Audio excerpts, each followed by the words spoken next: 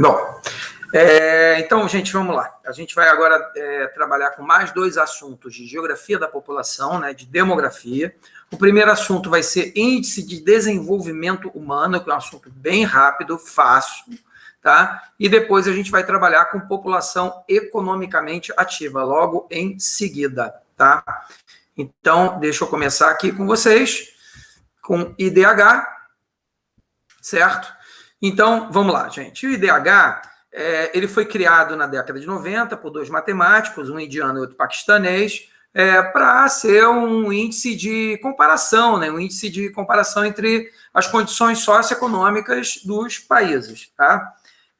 E o IDH, ele se utiliza de três conjuntos de indicadores, tá? O primeiro é o indicador de renda, que é a renda per capita, e é isso que o pessoal pergunta para vocês no vestibular, né? Como o IDH calcula esses parâmetros. Então, o primeiro aí é o indicador de renda, né? Renda per capita, né? Que é você pegar o PIB e dividir pela população, tá? O segundo indicador é o indicador das condições de saúde, que fala sobre expectativa de vida ou índice de longevidade, tá? Isso mostra a qualidade de vida bastante, né? Porque à medida que a expectativa de vida aumenta, é porque as condições socioeconômicas estão melhorando, tá? E o terceiro indicador, que é das condições educacionais, é que sofreu uma mudança. Antes se utilizava a taxa de alfabetização dos adultos, a partir de 15 anos, tá? Porque analfabeto, segundo as Nações Unidas, é uma pessoa que tem 15 anos ou mais e que não sabe ler nem escrever um simples bilhete, tá? Esse é o conceito global de analfabetismo. Agora, não se utiliza mais apenas esse conceito, tá? O que eles fizeram? Eles complexificaram esse indicador. O que eles fizeram? Eles passaram a utilizar a taxa de alfabetização de adultos e a taxa combinada de matrícula do ensino fundamental, médio e superior, tá? Então, é como se fosse uma taxa média de escolaridade que você tem aí. Então, o indicador educacional, o indicador de saúde e o indicador de renda per capita, tá?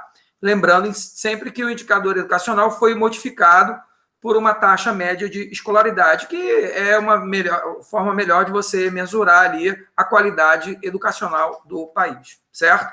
Ainda mais numa era de conhecimento que a gente está vivendo hoje. O IDH, ele vai de 0 a 1, tá? Quando chega a 1, o IDH máximo, né? Muito alto, e abaixo aqui de 0,5, você tem o IDH muito baixo, né? Mas você tem ali muito baixo, baixo, médio, alto, muito alto. E a gente analisa o IDH por cada unidade territorial do país. Por exemplo, a menor unidade territorial do Brasil é o município. Então, a gente analisa o IDH do município. E a gente tira uma média do país, certo? Bom, isso aqui é uma visão global, tá? Do IDH. Então, você observa um mundo muito diferenciado, os países desenvolvidos ali com IDH muito alto, alguns países em desenvolvimento com IDH alto, como a Arábia Saudita, a Argentina, o Chile, a América Latina, por exemplo, com predomínio de IDH alto, mas alguns países com IDH médio, como Bolívia, Paraguai, e você tem ali a pior condição é o continente africano, especialmente a África subsaariana, onde o IDH baixo predomina e, em seguida, vem o IDH médio. Né? Nenhuma surpresa, nós sabemos que as condições socioeconômicas do continente africano são muito complicadas, especialmente da África subsaariana, né? Já que o norte africano tem uma distribuição de renda melhor e isso impacta na expectativa de vida, no nível educacional. A mesma coisa você pode observar aqui para a Ásia Central, né, onde você tem IDH médio ali em vários países, e até IDH baixo aqui no Paquistão, no Afeganistão, na Índia o IDH médio, né? Aqui na Indochina também a situação é um pouco complicada. Então, a gente observa aí uma diferenciação muito grande no globo, né? Vamos dar uma olhada agora no IDH brasileiro? Então, olha aí, gente. Olha o IDH brasileiro de 2010, do último censo. Então, o que a gente tem aí? a gente tem uma realidade também muito discrepante no território brasileiro. Obviamente, o Brasil com dimensões continentais, um país em desenvolvimento com dimensões continentais, vai apresentar realidades muito discrepantes também. Então, você observa aqui que no centro-sul, as cores verde e amarelo acabam predominando, IDH alto e médio, né? Com alguns pontos azuis, né? IDH muito alto, como o Distrito Federal, como região metropolitana de São Paulo, né? Niterói, aqui no estado do Rio de Janeiro, interior paulista, algumas cidades importantes do interior paulista, algumas cidades ali na Serra Gaúcha, no interior catarinense, Vale do Itajaí, em Santa Catarina, norte do Paraná, mas sempre também de maneira pontual, tá? Agora, quando a gente olha para o Nordeste, a gente vê uma realidade muito diferente. Você vê que no Nordeste as cores amarela e do IDH baixo, aí, um bege, predominam, mostrando aí uma diferença bem grande do Centro-Sul, certo? E alguns pontos vermelhos, com IDH muito baixo, né? Aqui, especialmente aqui no Maranhão, alguma coisa no Piauí, no Ceará e aqui na zona, já no agreste aqui do Nordeste. Bom, sertão e no agreste nordestino. Agora, na Amazônia, você observa também uma realidade muito parecida com a do Nordeste, né? Aí você fala, mas a região norte tem cores vermelhas ali em maior tamanho. É porque os municípios na região norte, eles são maiores, tá? Não é que ali você tenha mais pobreza, mas o tamanho do município é maior. Como é uma região de ocupação recente, né, os municípios são maiores. Então, você vai encontrar, por exemplo, aqui o município São Gabriel da Cachoeira, aqui no estado do Amazonas, maior que o estado do Rio de Janeiro, né? Maior que o estado do Rio de Janeiro. Então, você vê que, estudando aí as proporções, né, a gente observa que não é muito diferente da realidade nordestina, tá? O IDH ali baixo é muito importante, o IDH médio também é muito importante, e você tem alguns pontos vermelhos ali, como no Nordeste, tá? Então, é isso que eu queria falar para vocês sobre IDH. Vamos entrar agora no outro assunto, tá? Que será a população economicamente ativa. Tá? Gente, vamos começar aqui com o conceito de PA, né? De população economicamente ativa. População economicamente ativa é aquela que pertence a uma faixa etária que aqui no Brasil, que vai de 14 anos aos 65 anos. Pode ter alguma variação de país para país? Pode, é porque a gente está respeitando a Constituição Federal Brasileira. No Brasil, você pode começar a trabalhar a partir dos 14 anos, como aprendiz. E a partir dos 16 anos, com carteira assinada. Tá? Então, você tem ali uma faixa etária que vai dos 14 aos 65 anos, tá? Aqui no Brasil, praticamente, é de 15 a 65 anos. Eles não utilizam o 14, não, porque por conta da condição de aprendiz, 15 já está indo para 16, quase chegando ali na carteira assinada, então se usa muito aí o dado de 15 a 65 anos. Isso não é muito importante. Importante você saber que é uma população que pertence a uma faixa etária e que está ali apta ao trabalho, tá? Essa população economicamente ativa, ela se divide em duas, e é isso que eu vou mostrar para vocês agora. Você vai ter a população ocupada, tá? E a população desocupada. Então, vou mostrar aqui para vocês a população ocupada. O que seria a população ocupada? Empregados, formais e informais. Lembrando que empregado informal é aquele que tem a sua relação de trabalho não formalizada, ou seja, sem carteira assinada, né? Sem algum tipo de formalização, como, por exemplo, emprego temporário, né? Por exemplo, o reconhecimento de que há ali uma relação de trabalho, tá?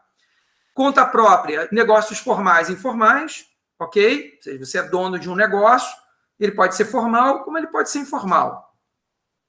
Empregadores, né? Os empresários, aquelas pessoas que exploram uma atividade econômica ou exercem uma profissão, pode ser um advogado, por exemplo, ou ofício com auxílio de um ou mais empregados, tá? Profissionais liberais, por exemplo, muito comum isso. Não remunerados, são aquelas pessoas que exercem uma ocupação econômica sem remuneração, tá? Pelo menos 15 horas na semana, unidade domiciliar, instituições religiosas, beneficentes, cooperativismo, como aprendiz ou estagiário. Então, pega lá o pessoal com 14 anos, por exemplo, tá? A partir de 16, não. Então, não, agora, aprendiz que não seja remunerado, é óbvio, tá? Então, essa é a população ocupada. Agora, você também tem a população desocupada. O que seria a população desocupada? Os desempregados, tá? Desempregados. Agora, como é que a gente calcula esses desempregados, tá? Aí está a resposta. Pessoas que não tinham trabalho em um determinado período de referência, mas estavam dispostas a trabalhar e tomaram alguma providência efetiva à procura de algum tipo de ocupação. Ou seja, desempregado, gente, é aquela pessoa que pertence à população economicamente ativa, tá? Então, pertence a uma faixa etária aí, por exemplo, 15 a 65 anos. E essa população foi procurar trabalho. Ela tomou alguma decisão no sentido de procurar trabalho, alguma providência no sentido de procurar trabalho. Então, ela entra como desempregado, tá? E se ela não estiver procurando trabalho, como é que fica? Então, ela não entra na taxa de desempregado. Não, por exemplo, você tem 22 anos, você está na universidade, né? Você não tem nenhum tipo de trabalho. Você está desempregado? Não. Você não está procurando trabalho. E por que você não está procurando trabalho? Porque você está estudando. Alguém está te financiando para você estudar, certo? Então, você não entra na taxa de desemprego. Você só vai entrar na taxa de desemprego se você for uma pessoa desocupada que está à procura de emprego, certo? Agora vamos lá para a população inativa, população não economicamente ativa, população inativa, tá? Menores de 14 anos, isso aí eu estou seguindo o IBGE, então você está vendo que o IBGE está considerando 14 a 65, né? Aquela pessoa que está ali como aprendiz. Segundo a Constituição Federal de 88, e população idosa a partir dos 65 anos. Então, população economicamente ativa no Brasil, desculpa, é de 14 a 65, tá? Então, menor de 14, inativa, maior de 65 anos, inativa. Ok? Consertando aí. Muito simples isso, né? Vamos lá, vamos continuar. Agora vamos aqui para a taxa de desemprego aberto, tá? O que seria a taxa de desemprego aberto? Eu acabei de explicar para vocês, tá? Relação entre o número de pessoas desocupadas que estão procurando trabalho e o número de pessoas economicamente ativas num período específico, né? Um período de referência, tá? Então você pega lá o número de pessoas desempregadas, a procura de emprego no numerador e no denominador você vai ter lá a PA, a população economicamente ativa. Você multiplicar por 100, você vai ter a taxa de desemprego, tá certo? Então, não é de toda a população, é só da população economicamente ativa. Tem gente que eu vejo a pessoa falando, a imprensa falar, a taxa de desemprego no Brasil está em torno de 10%. Cara, é muito mais do que isso. Não, não é, tá? Porque ele está colocando ali a população que pertence à população economicamente ativa, mas que está procurando trabalho. E se você for uma pessoa que trabalha informalmente, não está procurando emprego, você é considerado desempregada? Não, porque você não está procurando emprego, certo? Você tem uma ocupação, pode não ser adequada, mas você tem uma ocupação. Aproveitando isso, eu queria também lembrar para vocês os tipos de desemprego que existem, tá? Alguns vocês já estudaram. Vou começar aqui primeiro com desemprego estrutural, é aquele desemprego tecnológico, né? É o desemprego permanente, os postos de trabalho que são cessados pelas novas tecnologias.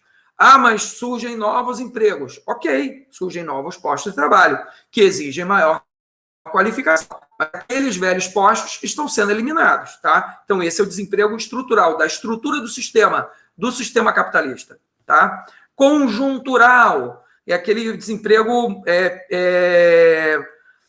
que ocorre num período, né? Num período de crise da economia, como a gente está vivendo agora, vivendo uma crise aí sanitária, e empresas quebraram, negócios fecharam, os empresários tiveram que reduzir o seu quadro de funcionários, mas quando tudo isso passar, a economia vai voltar e você vai ter geração de desses novos postos de trabalho, que, na verdade, são os mesmos empregos, né? Então, vão aparecer ali postos de trabalho novos desses postos que fecharam durante o período de crise.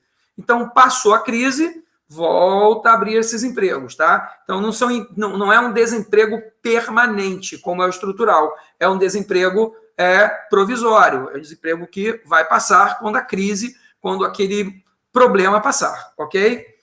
Você vai ter o desemprego friccional ou normal, esse desemprego é muito pequeno, tá? Ele é meio que desprezível em termos de números. O que é o desemprego friccional? É muito fácil. Você tem um emprego, pode ser informal ou não, você tem um emprego e você está procurando outro emprego. Você não está satisfeito com aquele emprego que você tem, você está procurando um novo emprego, mas você está empregado, né? Mas o fato de você estar procurando emprego, você já entra na taxa de desemprego, mesmo você tendo emprego. O número é reduzido? Sim, mas ele existe, tá? E você, por último, tem o desemprego sazonal, né? O desemprego periódico. O que acontece? Em determinado período do ano, você tem um aumento da taxa de desemprego. Todo ano acontece aquilo ali, tá? Por exemplo, gente, termina lá o período de festas, de Natal. O que acontece? As empresas, né, têm o Natal, aumento de emprego. Então, você tem uma redução da taxa de desemprego. Aí vem em janeiro, que é a época de trocas, eles mantêm lá muitos trabalhadores. Mas quando termina esse período, você tem o fechamento desses postos. Então, aumenta a taxa de desemprego, tá? E todo ano isso acontece. Todo ano isso acontece. Tá? Por exemplo, em regiões turísticas, isso é muito comum. Você tem ali regiões turísticas como no sul de Portugal, o Algarve, na Côte d'Azur, na França, no litoral espanhol. Você vai encontrar o aumento do emprego no verão, termina o verão, a taxa de emprego cai e o desemprego aumenta, né? Porque há fechamento de muitas atividades quando vem aí o outono e o inverno, ok? Beleza, né? Bem tranquilo.